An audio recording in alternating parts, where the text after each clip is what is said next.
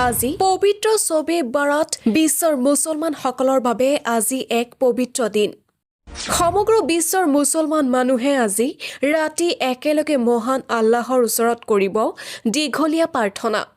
আজিৰ এই ৰাতি সূৰ্যাস্তৰ পিছত সৰ্বশক্তিমান আল্লাহ প্ৰথম আকাশলৈ আহি কয়, নিজৰ ক্ষমা বিচৰা কোনোবা আছে নেকি? মই তেওঁক ক্ষমা কৰিম। আপুনি জীৱিকাৰ সন্ধান কৰি আছে নেকি? তেন্তে মই তেওঁক জীৱিকাৰ ব্যৱস্থা কৰি দিম।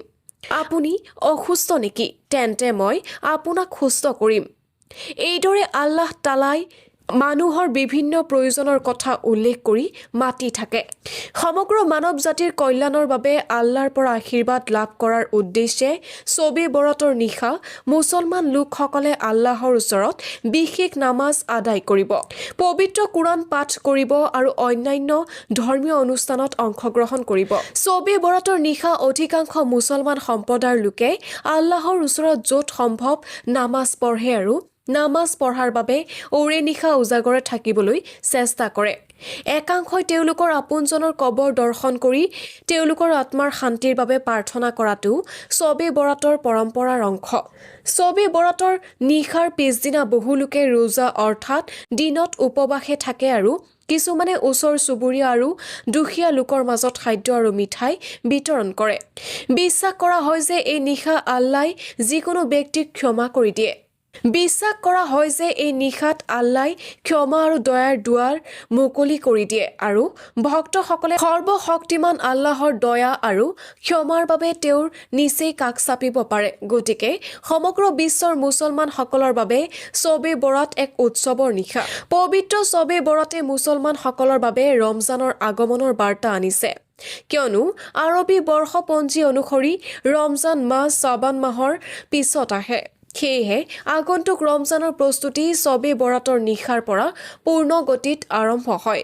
শবে বৰাতৰ শব্দটো ফাৰ্চী ভাষাৰ পৰা আহিছে। শব মানে ৰাতি আৰু বাৰাত মানে মুক্তি, অৰ্থাৎ শবে বৰাত মানে মুক্তিৰ ৰাতি। শবে বৰাতৰ আৰবী শব্দটো হ'ল লাইলাতুল বৰকত।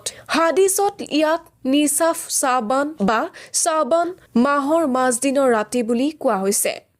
কি কি ইবাদত কৰিব লাগে এই নিশা শুনক এইগৰাকী মৌলানাৰ মুখেৰে।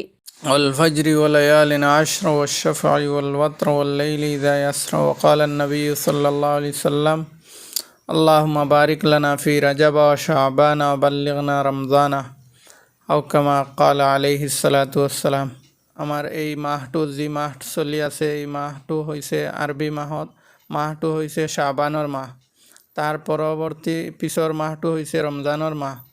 গতিকে এই মাহত শ্বাবান মাহত হাদিছ শৰীফত আৰু কোৰাণত আহিছে বিভিন্ন জাগাত আল্লাহ নবী আলাইহিছ সালাতু ওয়াসসালামে গোটেই মাহটো এই শ্বাবান মাহটো ৰোজা ৰাখিছে আৰু বেছিকৈ ৰাতি ইবাদত কৰিছে আৰু মুৰ্দাসকলৰ কাৰণে বেছিকৈ দোৱা ইস্তিগফাৰ কৰি তেওঁলোকৰ কাৰণে ৰুহৰ মাগফিৰাতৰ কাৰণে হাদিয়া পৌঁছাইছে। সেইকাৰণে এই মাহটো আমাৰ শ্বাবান মাহৰ আমাৰ যি সন্মুখত বৃহস্পতিবাৰে দিন যায়, ৰাতিটো হৈছে শবে বৰাতৰ ৰাতি আৰু দিনটো এনেও আমাৰ জুম্মাৰ ৰাতি বুলি কয়।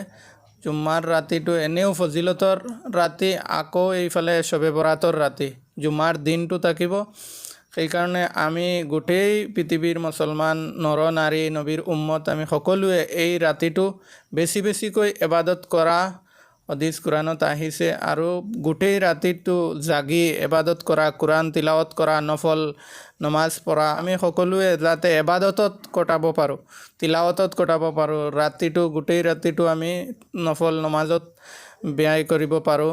আৰু তাৰপিছত এই মাহটোৰ এক দিনৰ ৰোজা পুৰা বছৰৰ ৰোজা ৰখাৰ সম পৰিমাণ সওয়াব পোৱা যায়। তাৰপিছত যিটো মাহ আহি আছে আমাৰ ৰমজানৰ মাহ, সেইকাৰণে নবী আলাইহিছ সালাতু ওয়াসসালামে বেছিকৈ ইবাদত কৰিছে সন্মুখৰ মাহৰ কাৰণে আৰু এনেকুৱা দোৱাও কৰিছে আল্লাহুম্মা বাৰিক লানা ফি ৰাজাব ও শ্বাবান ও বাল্লিগনা ৰমজানা।